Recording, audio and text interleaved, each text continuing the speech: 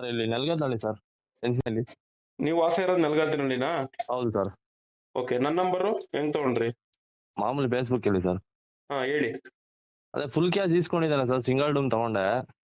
ಯಾರು full cash ಇಸ್ಕೊಂಡಿರೋದು? ಅವನೇ full cash ಇಸ್ಕೊಂಡಿದ್ದೀನಿ, ಇದು FC ಇನ್ಸೂರೆನ್ಸ್ ಎಲ್ಲ ಮಾಡ್ಕೊಡ್ತೀನಿ ಅಂತ ಹೇಳ್ದ. ಏನ್ ಹೊಸ ಗಾಡಿನಾ? ಇಲ್ಲ ಸರ್, ಹೊಸ ಗಾಡಿ ಅಲ್ಲ, ಮಾಮೂಲಿ Seconds ಅಲ್ಲ? Single doom. ಹಾ. ಫ್ರೆಂಡೇ ಸರ್, ಏನಿಲ್ಲ ಪರಿಚಯ ಇರೋನೆ.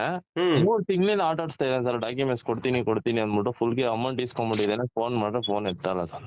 ಬ್ರದರ್, ನಾನೊಂದು ಕೆಲವೊಂದು ಪ್ರಶ್ನೆಗಳು ಕೇಳ್ತಾ ಹೋಗ್ತೀನಿ, ಅದಕ್ಕೆ ಕರೆಕ್ಟಾಗಿ ಉತ್ತರ ಕೊಡಿ. ಹೇಳಿ ಸರ್.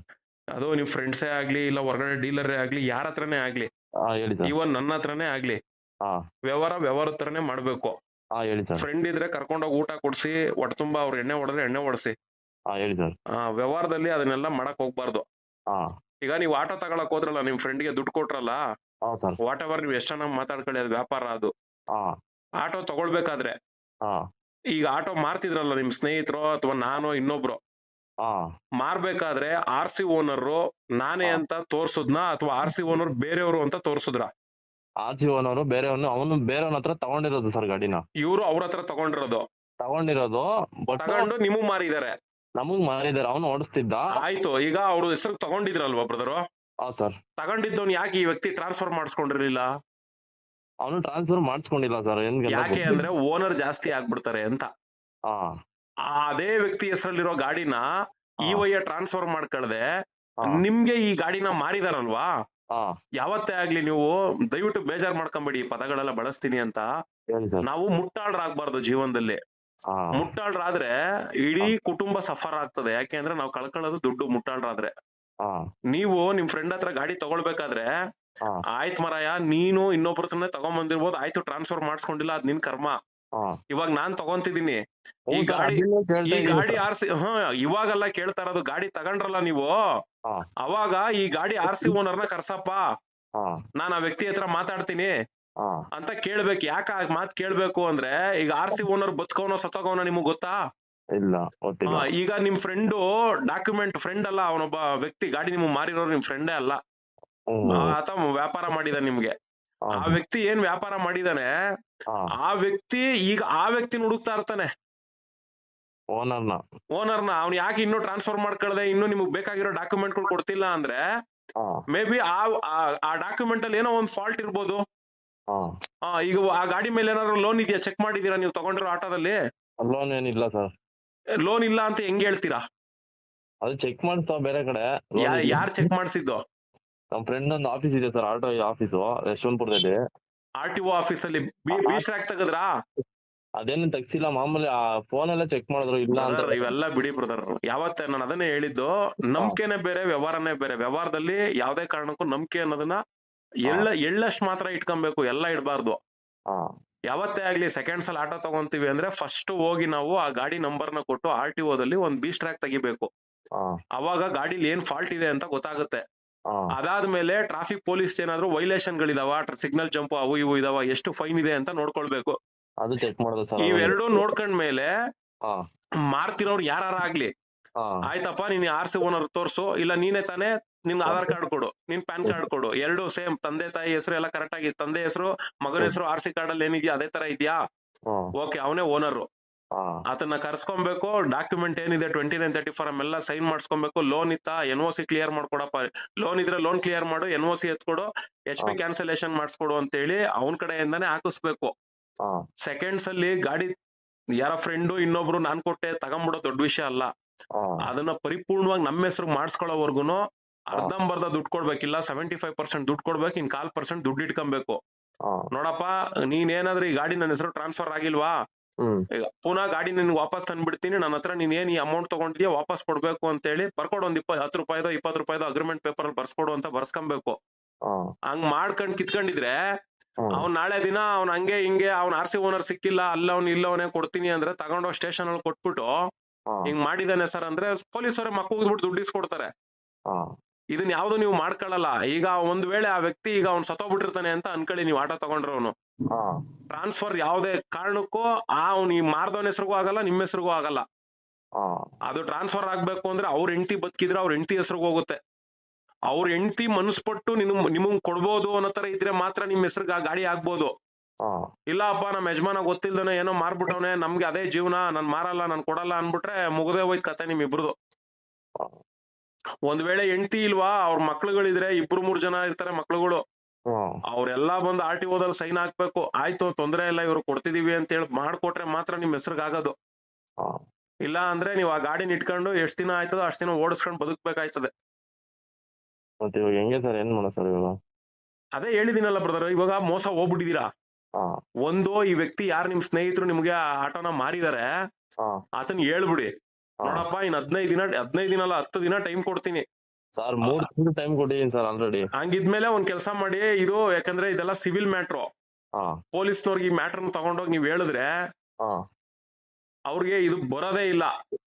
ಏನೋ ಅಪ್ಪಿ ತಪ್ಪಿ ಯಾರೋ ಒಳ್ಳೆಯವ್ರು ಪೊಲೀಸ್ ಇದ್ದು, ಆಯ್ತು ಬಿಡಪ್ಪ ನೀನು ಕಷ್ಟದಲ್ಲಿ ಇದೆಯಾ, ಆಯ್ತು ಮಾಡಿಸ್ಕೊಡ್ತೀನಿ ಅಂತ ಏನಾದ್ರು ಹೇಳಿ ಅವ್ರು ಸ್ವಲ್ಪ ತಲೆ ಕೆಡ್ಸ್ಕೊಂಡ್ ನಿಮ್ಗೊಂಚೂರು ಒತ್ತುನ್ ಕೊಟ್ಟು ಕೆಲಸ ಮಾಡ್ಕೊಟ್ರೆ ಓಕೆ. ಇಲ್ಲ ಅಂದ್ರೆ ನೀವು ಇದ್ದಷ್ಟು ದಿನ ಇದೇ ರೋದ್ನೆಲ್ಲ ಒದ್ದಾಡ್ಕೊಂಡ್ ಇರ್ಬೇಕಾಯ್ತದೆ. 3 ತಿಂಗಳಾಯ್ತು ಸರ್ ಆಲ್ರೆಡಿ. ಗಾಡಿಲಿ ಇನ್ಸೂರೆನ್ಸ್ ಎಫ್ಸಿ ಏನಿಲ್ಲ, ಅದ ನಾವೇ ಮಾಡಿಸ್ಕೊಂತೀವಿ, ನಮ್ಗೆ ಡಾಕ್ಯುಮೆಂಟ್ಸ್ ಕೊಟ್ಬಿಡಪ್ಪ ಅಂದ್ರೆ ಅದು ಕೊಡ್ತಾ ಇಲ್ಲ. ನಮ್ಮ ಹೆಸರು ಟ್ರಾನ್ಸ್ಫರ್ ಮಾಡ್ಕೋತೀವಿ ಅಂದ್ರು ಡಾಕ್ಯುಮೆಂಟ್ ಕೊಡೋದಕ್ಕೆ ಅವ್ನ ಕತೆ ಏನ್ ಹೇಳ್ತಾ ಇದ್ದಾನೆ ಮಾಡಿಸ್ಕೊಡೋದಕ್ಕೆ? ಸರ್ ಅವನು ಏನ್ ಮಾಡಿದಾನೆ ಅಂದ್ರೆ ಸರ್, ಇವಾಗ ನಾನು ನೀವು ಒಂಥರ ಫ್ರೆಂಡ್, ಅವನು ಸೆಂಟ್ರ್ ವ್ಯಕ್ತಿ, ಆಟೋ ತಗೊಂಡಿರೋದು ನಾನು. ಇವಾಗ ಅವನ ಆಟೋ ಓನರ್ಗೂ ನೀವು ಗೊತ್ತಿರೋ, ನನ್ಗೂ ಗೊತ್ತಿರೋನು ಸೆಂಟ್ರಲ್ ಇರೋನು. ಅವ್ನು ಏನ್ ಮಾಡಿದಾನೆ, 50,000 ಓನರ್ ಇಸ್ಕೊಂಡಿದ್ದಾನೆ, ಗಾಡಿ ಕೊಟ್ಟಿದ್ದಾನೆ. ಇನ್ ಸೆಂಟ್ರಲ್ ಇರೋನ್ ಏನ್ ಮಾಡಿದಾನೆ, ಅವನ ಜೊತೆಗೆ ಬಂದಿ, ಅವ್ರಿಬ್ರು ಫ್ರೆಂಡ್ಸ್ ರಿಲೇಷನ್. ನಾನ್ ಕೊಡ್ತೀನಿ ಅಂದ್ಬಿಟ್ಟು ಇವನ್ 39-20 ಫಾರ್ಮ್ಗೆ ಸೈನ್ ಹಾಕ್ಬಿಟ್ಟು ಮಿಕ್ಕಿದ ಅಮೌಂಟ್ ಇಸ್ಕೊಂಡಿದ್ದಾನೆ. 15,000 20,000 ಹಂಗೆ ಒಂದ್ 15 ದಿವಸ ಒಳಗಡೆ ಫುಲ್ ಅಮೌಂಟ್ ಕ್ಲಿಯರ್ ಮಾಡ್ಕೊಂಡು ಅವ್ನು ಏನ್ ಮಾಡಿದಾನೆ, ಖರ್ಚು ಮಾಡ್ಕೊಂಡ್ಬಿಟ್ಟಿದ್ದಾನೆ. ಇವಾಗ ಡಾಕ್ಯುಮೆಂಟ್ಸ್ ಗಾಡಿ ಓನರ್ ಹತ್ರ ಇದೆ. ಅವನು ಗಾಡಿ ನನಗೆ ಅಮೌಂಟ್ ಬಂದಿಲ್ಲಪ್ಪ, ಇನ್ನ ನಾನು ಕೊಡ್ತಿಲ್ಲ ಅಂತ ಇವನು ಈ ತರ ಮಾಡ್ತೀನಿ.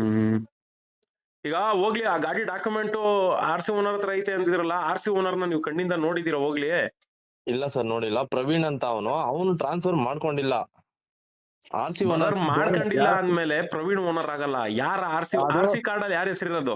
ಸುಜಾತ ಅಂತ ಒಬ್ರು ಲೇಡೀಸ್. ನೋಡಿ, ಆ ಲೇಡೀಸ್ ನ ನೀವು ನೋಡಿದೀರಾ ಸುಜಾತ ಅನ್ನೋರ್ನ? ಇಲ್ಲ ಸರ್ ನೋಡಿಲ್ಲ. ನೋಡಿಲ್ಲ ಅಂದ್ಮೇಲೆ ನೀವ್ ಏನ್ರಿ ವ್ಯವಹಾರ ಮಾಡ್ತೀರಾ? ಈಗ ಆಯ್ತು, ನಿಮ್ ಫ್ರೆಂಡ್ ಯಾರೋ ದುಡ್ಡು ಇಸ್ಕೊಂಡ್ಬಿಟ್ಟವನೆ, ಮಧ್ಯಸ್ಥಿಕೆಯಲ್ಲಿರೋ ತಿನ್ಬಿಟ್ಟವನೆ, ಆಯ್ತು ಒಪ್ಕೊಂತೀನಪ್ಪ. ಈಗ ದುಡ್ಡು ಕ್ಲಿಯರೇ ಮಾಡ್ತೀರಾ ಅಂತ ಅನ್ಕೊಳ್ಳಿ. ಈಗ ಸುಜಾತ ಅನ್ನೋರೆ 29-30 ಫಾರ್ಮ್ ಸೈನ್ ಹಾಕಿ ಕೊಡ್ತಾರೆ, ಇವ್ರು ಕೊಟ್ಟವ್ರೆ ಅನ್ನೋದು ಏನ್ ಗ್ಯಾರಂಟಿ? ಸುಜಾತ ಅನ್ನೋರು ಬದುಕಿದಾರ? ಹೋಗ್ಲಿ, ಬದುಕಿದಾರಂತೆ ಸರ್, ಅವ್ರು ಇದ್ದಾರಂತೆ, ಕುರುಬ್ರಳ್ಳಿಲಿ ಇರೋದಂತೆ ಅವರು. ಅಂತೆಕಂತೆ ಅಲ್ಲಣ್ಣ, ನೀನ್ ಕಣ್ಣಿಂದ ನೋಡಿದ್ಯೇನಣ್ಣ? ನೋಡಿಲ್ಲ ಸರ್. ಅದೇ ಮಾಡತ್ತಪ್ಪಣ್ಣ ಯಾವತ್ತೇ ಆಗ್ಲಿ. ಸೆಕೆಂಡ್ ನೋಡಿ ಬ್ರದರ್, ಬೆಂಗಳೂರು ಐತಲ್ಲ ಇದು, ನಿಮ್ಗೆ ಚೆನ್ನಾಗ್ ಗೊತ್ತು. ನಮ್ ಕಿಡ್ನಿನ ನಮ್ಗೆ ಕುಯ್ದ್ಬಿಟ್ಟು ವಾಪಸ್ ಕೊಟ್ಬಿಟ್ಟು ಹೋಗ್ಬಿಡ್ತಾರ ಅಣ್ಣಂದ್ರು. ಅಲ್ಲಂತ ನನ್ ಮಕ್ಳು ಇರೋದು. ಇದು ಸೆಕೆಂಡ್ಸ್ ಅಲ್ಲಿ ಗಾಡಿಗಳು ತಗೊಂಬೇಕು ಅಂದ್ರೂ ತುಂಬಾ ತಿಳ್ಕೊಂಡ್ ತಗೊಂಬೇಕು. ಏನ್ ಮಾಡ ಸರ್, ಸ್ವಲ್ಪ ಏನೋ ನೋಡಿ ಸರ್. ಇಲ್ಲ ಅಷ್ಟೇ ಮಾಡ್ಬೇಕು. ಈಗ ಸುಜಾತ ಅನ್ನೋರು ಯಾರಿದ್ದಾರೆ ಅವ್ರನ್ನ ಪತ್ತೆ ಮಾಡಿ ಅವ್ರ ಮನೆ ಹತ್ರಕ್ಕೆ ನೇರವಾಗಿ ಹೋಗಿ ಮಾತಾಡಿ. ಸರ್ ಇವಾಗ ಅವ್ರದ್ದು ನಮಗೆ ವಾಟ್ಸ್ಆಪ್ ಅಲ್ಲಿ RC ಕಾರ್ಡ್ ಜೆರಾಕ್ಸ್ ಎಲ್ಲ ಕಳ್ಸಿರೋದು ಇದೆ. ಅವ್ರ ಕಾಂಟ್ಯಾಕ್ಟ್ ಮಾಡೋದು ಹೆಂಗೆ ಸರ್ ಅವ್ರನ್ನ? ಇದಂತ ಎಮಿಷನ್ ತೆಗಿಸ್ ನೋಡಿ, ಅದ್ರಲ್ಲಿ ಏನಾದ್ರು ಫೋನ್ ನಂಬರ್ ಏನಾದ್ರು ಹಾಕಿರ್ತಾರ ಗೊತ್ತಾಗುತ್ತೆ. ಎಮಿಷನ್ ತೆಗಿಸ್ತಾ ಸರ್. ಅವ್ನು ಇನ್ನೊಬ್ಬ ಇವಾಗ ಈಸ್ಕ್ ಸೇಲ್ ಮಾಡಿದ್ನಲ್ಲ ಸರ್, ಅವನ ಹೆಸರು ಮಾಡ್ತಿದ್ದ ಎಮಿಷನ್. ನಾವು ಮಾಡ್ಸಕ್ ಹೋದಾಗ ಅವಂದು ಪ್ರವೀಣ್ ಅನ್ನೊಂದ್ ಇತ್ತು, ಅದ್ ಕ್ಯಾನ್ಸಲ್ ಮಾಡ್ಬಿಟ್ಟು ನಮ್ತಕ್ ಮಾಡ್ಸ್ಕೊಂಡ ಎಮಿಷನ್. ಇದ್ರ ಕಷ್ಟ ಬ್ರದರ್, ಹುಡುಕ್ಬೇಕು. ಹೆಂಗೆ ಸರ್ ಅದು? RC ಕಾರ್ಡ್ ಇದು ಫೋಟೋ ಇದೆ, ಸುಜಾತ ಅಂತ ಇರೋದು ಅವ್ರದ್ದು. ಹುಡುಕ್ಬೇಕು, ವಿಧಿ ಇಲ್ಲ.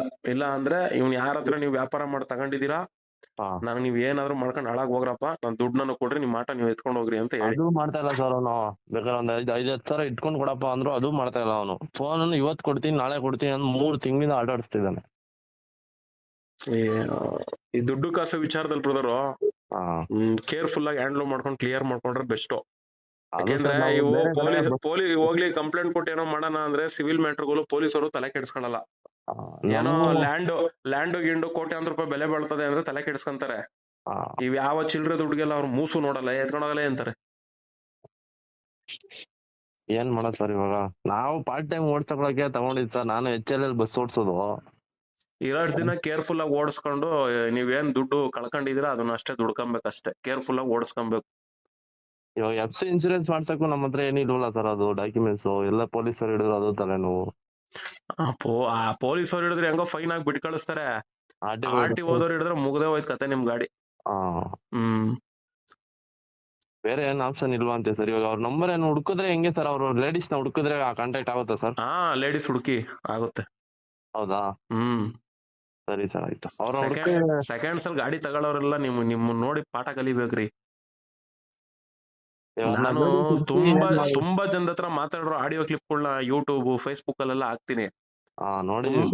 ನೋಡು ಕೂಡ ಮೋಸ ಹೋಗ್ತಾ ಇದ್ರೆ, ಈಗ ನೋಡಿ ಹೊಸ ಗಾಡಿ ಆಟೋ ಮಾಫಿಯಾ ಅಂತ ಮಾಡ್ತೀವಿ, ಅಷ್ಟೆಲ್ಲಾ ಸೋಷಿಯಲ್ ಮೀಡಿಯಾದಲ್ಲಿ ಹಾಕ್ತಾ ಇದೀವಿ. ಅದೇನ್ ನೋಡ್ತಾರೋ ನೋಡಿಲ್ವೋ ಬಕ್ರಾಗಳು ಹೋಗಿ ಆ ಹೊಸ ಆಟಗಳನ್ನ ತಗೊಂಬರ್ತಾರೆ, ಕೇಳ್ದಷ್ಟು ದುಡ್ಡು ಕೊಟ್ಬಿಟ್ಟು ಬರ್ತಾರ್ರಿ. ಅಪ್ಪ ಅದು ಏನ್ ಸರ್ 2 ತಿಂಗಳು 3 ತಿಂಗಳು ಜೋಶಲ್ಲಿ ಉಳ್ಸ್ಕೊಂತಾರೆ, ಆಮೇಲೆ ಅದನ್ನ ಸೀಸರ್ಗಳು ಎತ್ಕೊಂಡು ಹೋಯ್ತಾರೆ. ಅದ್ರ ಪ್ರೊಸೀಜರ್ ಮಾಡ್ಕೊಳಲ್ಲ.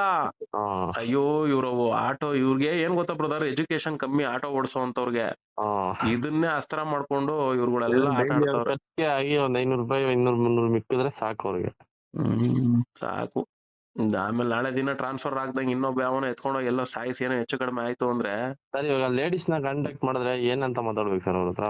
ನೀವು ಫಸ್ಟ್ ಕಾಂಟ್ಯಾಕ್ಟ್ ಮಾಡ್ರಿ, ಮಾಡ್ಬಿಟ್ಟು ಆಮೇಲೆ ನನಗೆ ಫೋನ್ ಮಾಡಿ. ನಮ್ಗೆ ಹಿಂಗ್ ಫೋನ್ ಎಲ್ಲ ಮಾಡ್ಬಾರ್ದು, ಸಂಘಟನೆಯಲ್ಲಿ ಇರ್ಬೇಕು.